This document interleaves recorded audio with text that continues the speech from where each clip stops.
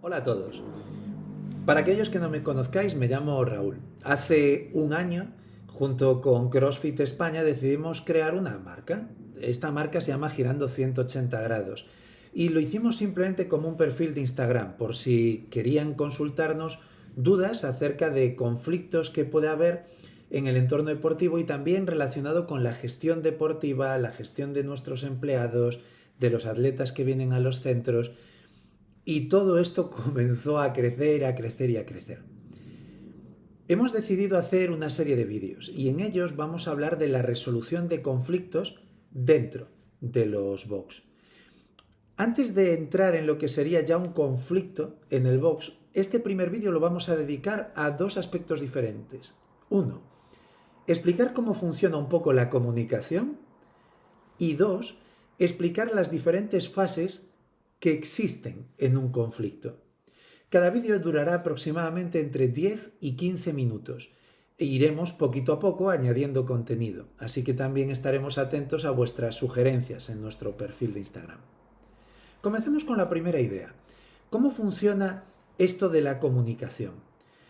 Bueno, la comunicación es algo que no podemos controlar. Incluso si no hablamos o si no nos queremos mover mucho porque somos tímidos, comunicamos. Siempre estamos transmitiendo a través de lo que hacemos, tanto cuando nos estamos divirtiendo como en el trabajo y de forma inconsciente. Todo lo que tiene que ver con los conflictos tiene que ver también con la comunicación. Y es que el modo en que nosotros nos dirigimos hacia los demás puede ser la base para solucionar un conflicto, para evitarlo o para provocarlo. Dentro de la comunicación me gustaría poner algo encima de la mesa, y es la teoría de Albert Mehrabian. Este hombre era un conocido psicólogo que explicó en forma de porcentajes cómo nuestra comunicación verbal es la menos importante. Es decir, no importa tanto justo las palabras que digo, si este vídeo estuviera subtitulado, no es tan importante las palabras en sí como el tono, el ritmo y sobre todo los gestos y la manera de expresarse. Por ejemplo, lo que decimos, las palabras simplemente, solo son un 7% de la comunicación total.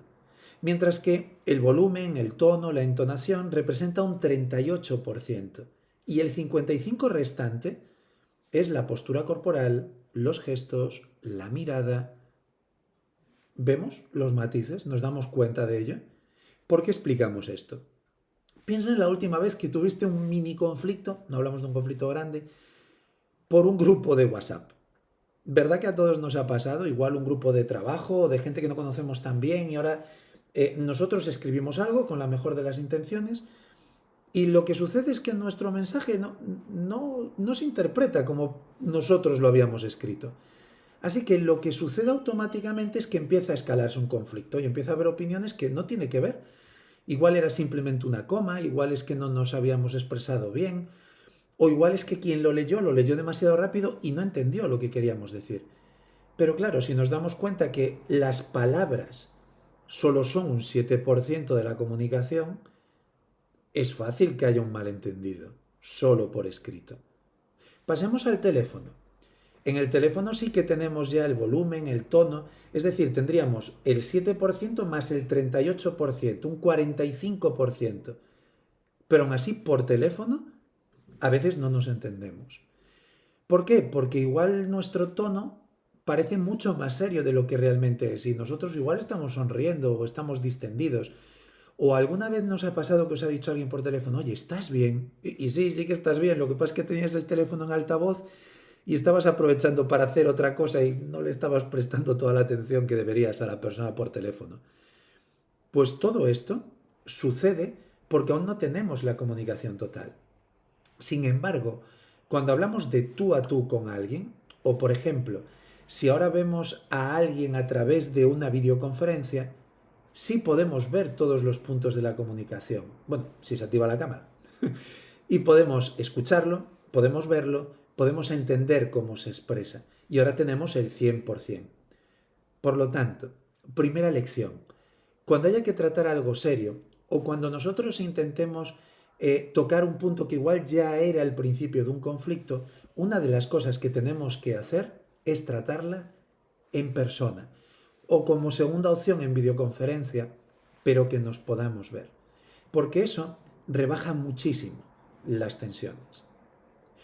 Llegados a este punto, vemos el segundo. Tiene que ver con las fases de un conflicto. Por favor, no os toméis esto como una ley, ¿vale? Lo que he hecho es resumir, de cierta manera, las diferentes etapas que tiene un conflicto para que si os veis en uno o si ya estáis en uno, podéis identificar dónde estáis y a partir de ahí establecer herramientas. Vamos con la primera etapa. La primera etapa forma parte de nuestra vida cotidiana, casi todos. Yo creo que estamos en la primera etapa del conflicto en muchísimos momentos de nuestro día. Incluso cuando las relaciones son muy, muy buenas, con nuestro mejor amigo, con nuestro cónyuge, con quien queráis, hay un momento en que las expectativas, las necesidades o las ideas de ambas partes son opuestas. Y entonces se puede generar un pequeño conflicto o el inicio de un conflicto. ¿Por qué es la primera etapa? Porque en esta etapa las dos partes que forman parte del conflicto, si hay más, todas son objetivas. Es decir, todas ven que deseamos lo mejor todos los miembros del equipo, que no queremos provocar un problema ni tampoco enrocarnos en nuestra posición, simplemente que al ser personas distintas vemos las cosas de una manera diferente. Pero eso en sí no es un problema, para nada. Claro, es la primera etapa, así que es relativamente fácil solucionarlo, siempre y cuando no escale. ¿Qué herramientas tenemos para solucionarlo aquí? Establecer una lista de cuáles son las 2-3 cosas que está diciendo esa persona que no piensa como nosotros y cuáles son las 2-3 cosas que estamos diciendo nosotros. Quizás podemos expresarlas por escrito, ver dónde difieren esas ideas base o principales y ahora buscar un punto intermedio. Tendríamos solucionado de manera sencilla lo que ha sucedido. Pero hay veces que esto va pasando en el tiempo. ¿Qué sucede entonces? Bueno, a veces lo que sucede es que aparece la segunda etapa. La segunda etapa es cuando quizás nos ha pasado la primera etapa ya varias veces con la misma persona. Y ahora en esta segunda etapa se va fluctuando entre la cooperación y la competición. Es decir, a veces queremos cooperar para solucionarlo, pero a veces también queremos competir porque creemos que nosotros tenemos más razón que la parte contraria. Así que está en ese equilibrio. ¿Cuándo tenemos que intentar solucionarlo? Cuando percibimos que la otra persona también está en la fase de cooperación. Y eso lo notamos cuando nos dice frases como, es verdad, entiendo lo que dices, lo veo como tú, porque entonces es que está dispuesta a razonar. Pero si escuchamos que la otra persona está hablando habitualmente de ya, pero es que yo, y aparece la primera persona del singular, está en la fase de competición. Igual toca esperar un poco más. Insisto, son pinceladas muy sencillas, pero eso nos va a permitir ver con claridad en qué zona estamos.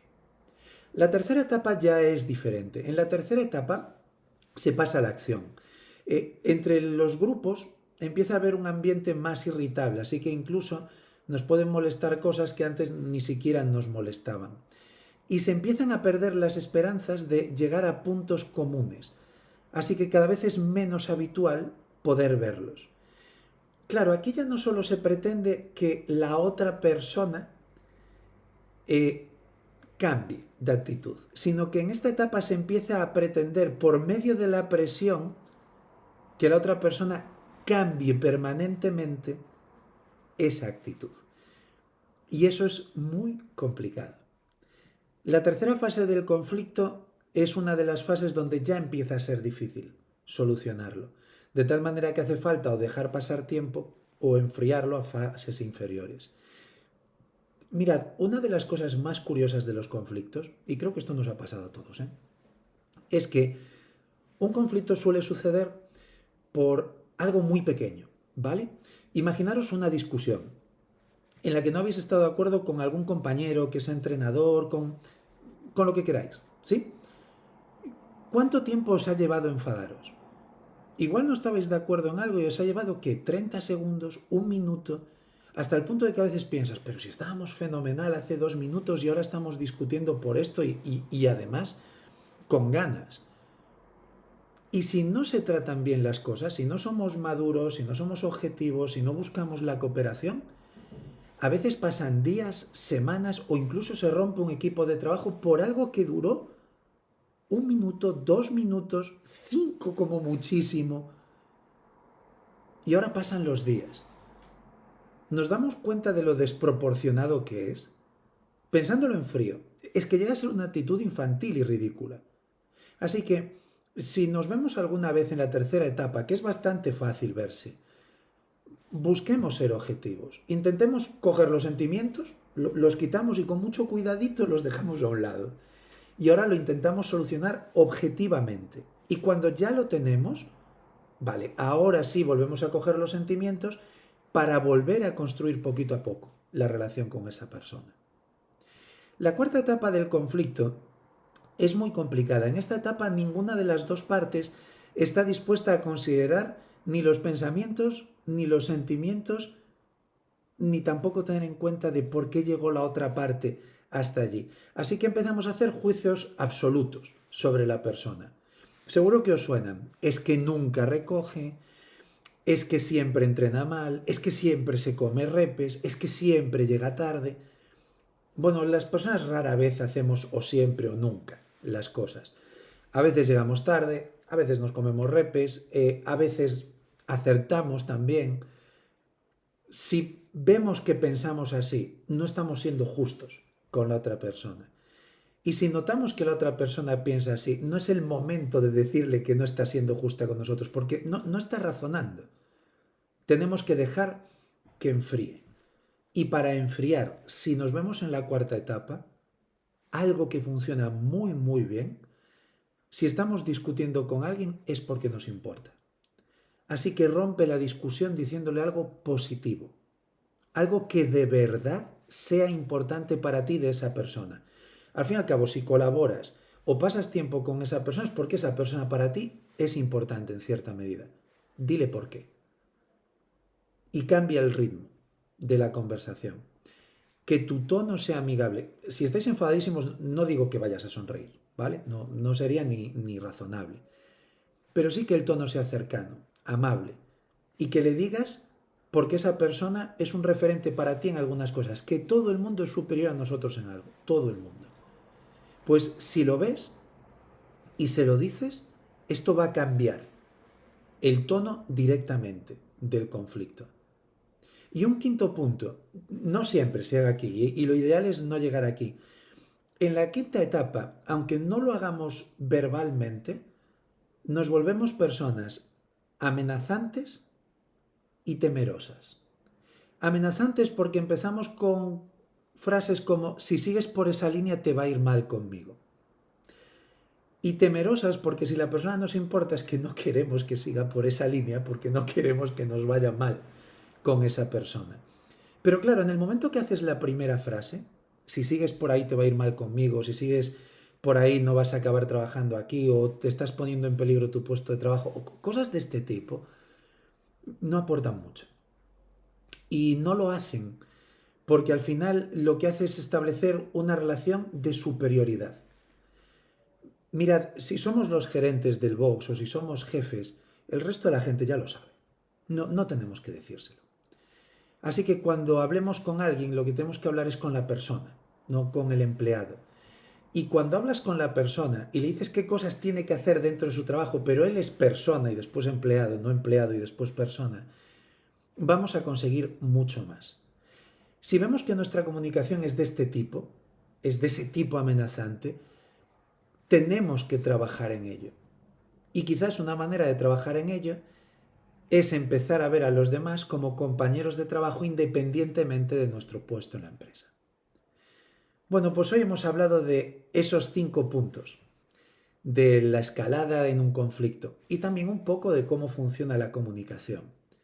En los próximos vídeos seguiremos tocando muchos puntos, también pondremos ejemplos prácticos, conflictos concretos y por favor, si queréis que hablemos de algo en particular, no dudéis en escribirme por privado a través del perfil de Instagram @girando 180 grados y con mucho gusto os responderé. Un abrazo muy grande a todos y como siempre digo, nos vemos entrenando.